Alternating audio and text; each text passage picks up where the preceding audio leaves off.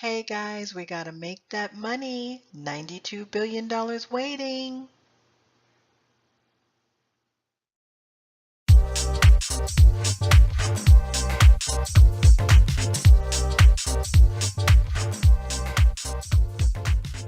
Welcome to 5 Steps to Winning Big in Small Business Federal Contracts. I'm Michelle Brown with FedBiz Exchange Federal Contracting Training Series. So, this is video 3 still, part 2. We already talked about how set-asides work, and now we're going to talk about how set-asides are enforced and supported to help small businesses win. That's right, there are people that actually work at the SBA and with the federal agencies to help you win federal contracts.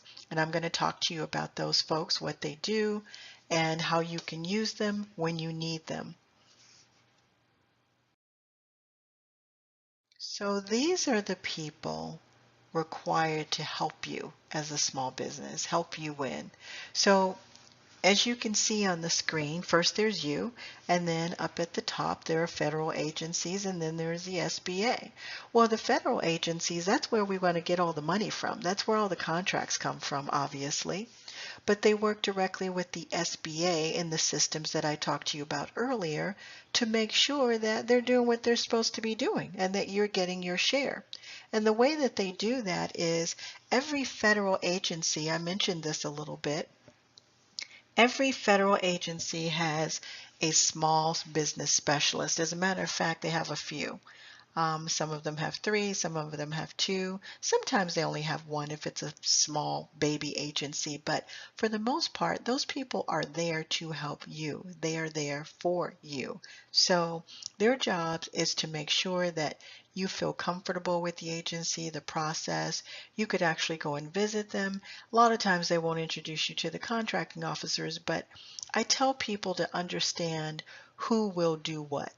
You're not going to get a whole lot out of these specialists, even though they're supposed to know a lot. They're supposed to do a lot, but they will make you feel comfortable. They will get you the information that you need. They will be polite, and they try to answer their emails and the telephone. They are overwhelmed, but that's their job.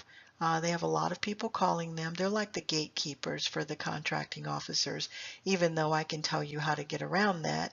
And I think that people need to understand what everyone's role is and what they should depend on people for. So the specialists, they're there for you to support you, but you need to keep in mind there are lots of people calling them, and their job is to just focus on helping you understand how their agency works. Remember, it's specific to an agency.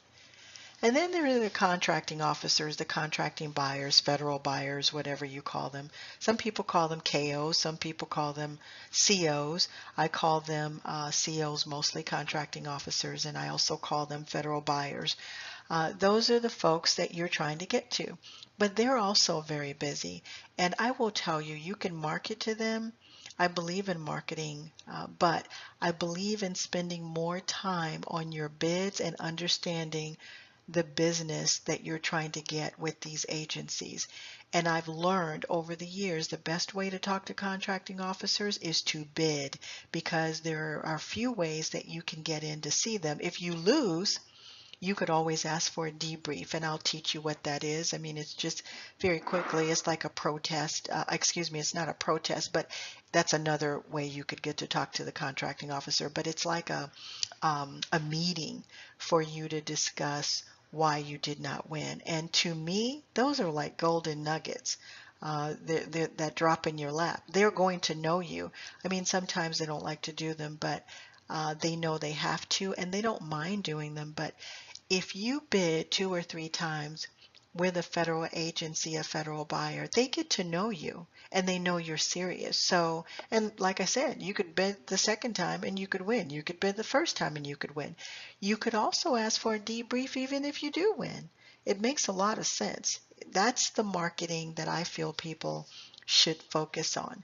And then you have the certifications. Those actually are directly linked to the SBA. The SBA controls all of the certifications, And the SBA also controls everything that goes on with small businesses, period, making sure that you are taken care of, making sure that you're getting your fair chance. So just keep that in mind. But all of the certifications, WOSB, EDWOSB, Veterans Owned, um, all of the Hub Zone, all of those types of certifications, 8A, all of those are run and operated and enforced by the SBA.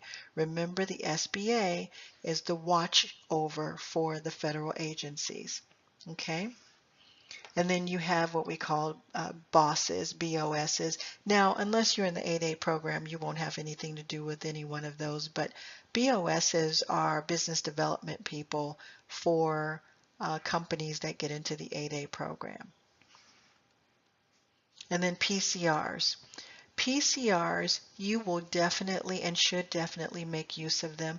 Most people have never heard of them, even though they are some of the most important people in the federal arena. I know about them because I do my homework. I know the industry. You probably will never hear anybody talk about a PCR. A PCR is a Procurement Center Representative. Their jobs, I'm going to talk to you about their jobs, but their jobs are to protect you. They may not talk to you sometimes like they want you to know everything that they do, because people are starting to find out who they are, because people like me, I tell all of our clients, I teach a lot of classes all over the country, and I tell everybody about PCRs because you may need their help to find out what's being set aside and if you can get their help on a set aside. So you need to know who these people are. So the specialist, the business specialist, you can call that person directly. Their information is public, and they're supposed to and required to answer your calls and your emails. And then the PCRs, and then anyone that is in the SBA office that helps with certifications, you can talk to those folks too. So I'm just going to briefly describe to you what they do, especially the PCR, because the PCR is the key to making sure that we have set-asides. They are actually the gatekeepers of the set-asides. It's amazing. And to me, they are some of the most important people in the process out of everybody, including the contracting officers. Okay, small business specialist. Every agency has a small business specialist. Once you know the agency, you do your homework. If you want to go and visit the agency, you would contact the small business specialist. Sometimes it's a higher level person that's a director, sometimes it's not. Sometimes you will learn a lot, sometimes you will learn a little. They will not, generally speaking, introduce you to a contracting officer, even though you want them to do that, but that's not what they usually do.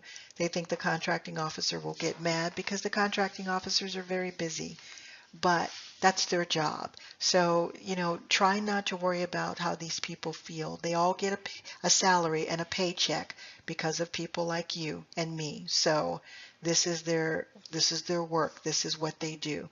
So if you need help, you need to ask for it. Specialists represent you in the federal agencies. So again, every department has one. Every agency has 1, 2, or 5. So the Air Force, for instance, even though they're part of the Department of Defense, the Air Force has their own business specialist. The Air Force could have one in every state at every Air Force military base. They could have one for every Army base, 1 or 2 or 3 for every Navy base. Okay? So just understand there are a lot of them, and they have enough help. Are they overwhelmed? Okay, so what? But this is their jobs, to talk to you and to help you navigate through the agency. So they should be able to assist you with things like forecast. You may not know what a forecast is, but I'm going to teach you in video 5. They need to assist you with making contact. If you need to talk with a contracting officer about a bid or a solicitation and you have not been able to get a response from that contracting officer, you should contact the specialist. She'll find him. The contracting officer and the specialist, they work together. They all work on the same team. The only thing is that the specialist is usually the one that has more interaction with the small business.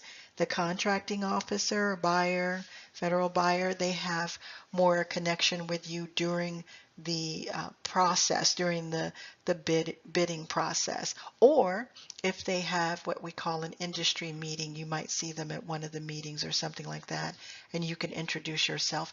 Those are huge. And if you ever hear about an industry meeting for something that you do, you need to run and go to that meeting if you can, because that will usually be the best opportunity for you to meet decision makers, contracting officers, project managers, people like that. Otherwise, you almost never get to see these people. Okay? And then the last point here is the specialists, they know and understand how their agency works. So you need to do your homework first, but if you have any questions about the agency, start with the specialist. Remember when I said that you want to know who you can go to for what? You can go to small business specialists to get information about the agency, okay, and how things work, the forecast report, and what the process is. That's what you go to the specialist for. Procurement representatives. Now, I have a few slides on them because, like I said, they're pretty important, and I want you to know what they do. They don't want people to know everything that they do, but they have a lot of power. And all I want you to remember is that they're the gatekeepers to the set-asides. So remember, PCRs, that stands for Procurement Center Representatives, and I'll tell you where you can find these people at the end of the slides, but they're all over the country, and they're in 6 major offices spread out throughout the country. And so PCRs actually review the acquisition reports and the strategies. They actually work closely with the federal agencies, specifically the contracting officers. When there's money coming out for a contract, they're going to be involved in that process. They're going to know what's going on with that. Now, they can't tell you before something has been posted, but they know what's going to happen before it happens. So this enables them to influence the opportunities that should be set aside for small businesses like you, and also the certified small businesses. So they're in the know. They're in the know before anybody is in the know except for the contracting officers. So the contracting officers get their marching orders from their procurement people, and the people that get the marching orders at the same time would be the PCRs. So the PCRs work under the act called the PIA. Again, they can't tell you about pre-solicitation information until it becomes public. And usually you will see that it's become public in places like what I showed you under fbo.gov. So, and there's only maybe one other or two other places, but I showed you where it said pre-solicitation. So they will know before it comes out, but they can't tell you. Once it's out there, if you have questions about it, you could ask them. They may even tell you to ask the contracting officer, but what if you see something that looks like it should be a set-aside and it's not? What if it's under $300,000? Then it should definitely be a set-aside. And if it's in your industry, in your codes, under your codes, you should not hesitate to find the PCR for that opportunity and ask them, why is that not a set-aside, and can they help you with it for future, if not current? You know, they may not be able to do anything on the spot, but they could. They have the power to do that. So their jobs are to initiate small business concern category set-asides. So they conduct market research, and they may not do it as often as they should. A lot of the federal employees are guilty because they're so busy, but you want them to know who you are. So if you ever have to call one, you should give them your capability statement so that they will know who you are. They look for small businesses. They have situations where they might need to help a federal agency get their numbers up, get their woman-owned business numbers up. And if they have information about you and any other woman-owned businesses, then they can share with the contracting officers. That's their job. So always have a capability statement available because they could ask you for one. And even if they don't, you should offer one. They can, some of them keep a file. They all really should, but some of them are just a little more organized than others. And then 3, they assist small business concerns with contracting issues or payment issues. So once you get a contract, if you ever have a problem getting your payment, which by the way, the government is required to pay you within 7 to 14 days. If they do not pay you within 14 days, then they have to pay you interest. That was also put in by the previous administration, President Obama, when he was doing the Recovery Act. He wanted to make sure that small businesses get paid timely, because when you're taken care of, you're going to create jobs. You're going to do all of these things that they say that big businesses do, but it's not big businesses, it's small businesses that do these things. So when you get a big contract, you are going to put it into your business. You are going to hire more people. So the government wants to make sure you're paid timely. So it's a regulation for you to be paid on time. Your checks will come regularly because they also don't want you struggling. And if you ever have any issues, you need to talk to your PCR in your state. If you have issues with a federal agency that is not in your state, you can still call that PCR, but you're going to talk to them about the issue for that federal agency. If it's about you personally and your business personally, you need payment help or you need other contracting issues taken care of, then you call the PCR in your state. And then they are supposed to counsel firms, kind of just like I do. Except it's, I mean, it's a lot of them, but it's still not enough of them to do what I do. They go to meetings sometimes, they go to events to educate small businesses, but I would say that PCRs, with the exception of SBA directors, PCRs are probably the most knowledgeable with the exception of SBA directors.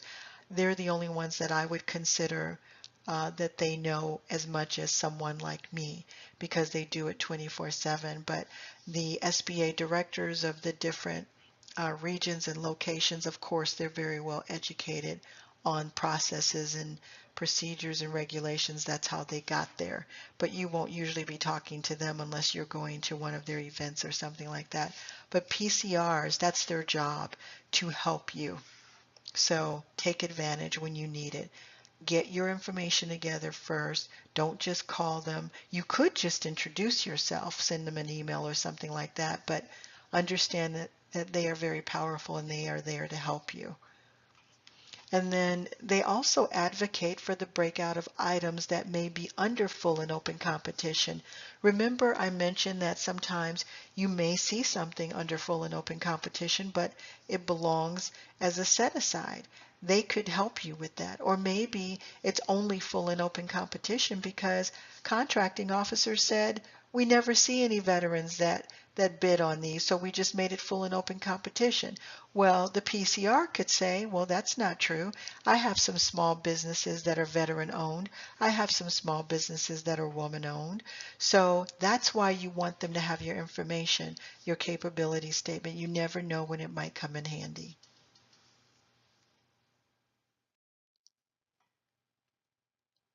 So PCRs are there to help federal agencies meet their goals, right? So their jobs are to attend meetings, acquisition strategy meetings with these contracting officers. Boy, when I would not love to be a fly on the wall in those meetings. Those sound so exciting because I just think about all of the opportunities that small businesses can get. Not that we don't have them showing out there, but I wish I could be there to help educate these officers sometimes because like I said earlier, they just don't think like we do. And they don't know you. So they're very cautious when it comes to certain things. That's why we have to have the PCRs. If it were up to the contracting officers, a lot of times it would be easier for them to just go the way they always go, put it out there for the big market. But they know they can't do that. That's why we have the laws and the regulations. And then PCRs have access to the big guy, the head of contracting activity. So every federal agency has a big guy that is the head of contracting activity. Boy, wouldn't I like to be in one of those meetings, because I know how that can go, and I'm glad that they have that kind of access, because what that means is when the contracting officers are not getting it, or they're not understanding, or they're not setting aside, that means that the PCR's job is to go to the head of contracting activity and express her or his concerns and make sure that small businesses are being taken care of and watched out for. So they have full access to all the documents. Now, I've talked to some of them. I talk to these people on a regular basis. Sometimes they'll tell you they can't get access to certain documents, but if they tell you that, they're probably being a little bit lazy. But what you need to do is ask them, then where can you get it? Let them know, I don't know the system yet. Now, these are people that you can feel safe with. You don't have to feel like a question is a stupid question. Specialists and PCRs, they are there to help you. It's their job. So it's the contracting officer that you don't want to take up his time with things that have nothing to do with him per se. You want to use his time wisely and yours wisely. So if you're using your time wisely, then you would work with the PCRs and the specialists when you have issues or when you need help. And then also the PCRs, they do what I do. They can provide education. They may not do it the way that we do, but they can give you education. As I said, they know, if not more than me. A lot of them are certified as procurement people, even though they're not contracting officers right now. Some of them have been. Some of them have been in the military. They're just a nice mix of very solid, knowledgeable people. Some of them are, they have their issues, but there are a lot of great ones out there. If I had my choice of anybody to call, which I do, I always talk to the PCRs. Because I want to make sure that we're on the same page and they're thinking the same way that I'm thinking about an issue. And then they recommend requirements to be set aside for all business concerns for all categories. That includes regular small business as well. But they hold federal buyers and contracting officers accountable. So they also review and determine the acceptability of a proposed large contract. So let's say it's one of those 77% contracts, one of those large primes, one of those big companies, and the law or the regulation says that there needs to be subcontracting connected to that project. Well, it's the PCR's job to make sure that smaller businesses are going to get a piece of that action. And they actually look at the small business subcontracting plan to make sure that the plan is going to meet the goals and that it has options for small businesses. And then also PCRs have congressional authority. If they don't like something, they can appeal it. They can stop it right in its tracks before it hits the internet on FBO.gov or before it's put on a forecast report. They can stop it right in its tracks and use a Form 70 and get it held up. So I'm sure that contracting officers don't like to see that. So it's in their best interest to try and work with the PCRs whenever they can. And then the PCRs also, they promote collaborative acquisition strategies like the subcontracting plan, like training and development, like this, if there's an industry meeting, they might invite themselves or say, I'd like to come to your meeting and talk to some of the small business owners. They do a lot of outreach and they do a lot of research and things like that. They're very busy just like all the rest, but their jobs is to protect you, the small business. So for specific contracting questions, you can contact, I said this already, but I'm going to say it again, the PCR in your state where your buying activity is occurring, or you can go out of state if you need to. Just look up the PCR for, if it's the Army, for instance, let's say it's the Army in Virginia, go to the map that I'm going to show you, look up go to the list, click on the map and go to the list, and you can find the directory, and it'll give you a list of the PCRs in different areas for different agencies. So for your situations, for your personal business questions and issues, make sure that you contact the PCR that is right in your state. And then if you can't find who you need to talk to, which does happen because sometimes you don't see a listing, you can click on the link for the area directors. They manage all of the PCRs, and then the area director will tell you the email address and the telephone number. I've done it myself. I test everything that I teach, so I've done it myself, and they usually get right back to you. They'll either call you or they'll email you. And usually email is very good. You notice how people think they're really productive when they're good at their email.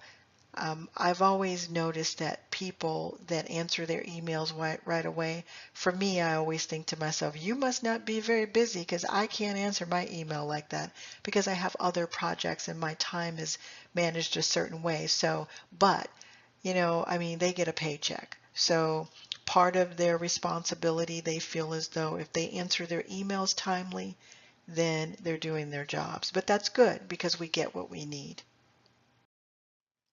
So here's the map for the PCRs. You can find this at sba.gov, and I will put the link down at the bottom in the description so that you can get that information. But sba.gov, you go under contracting, and then you go all the way down to PCR directory, and you can either click on the map or you can click on the areas.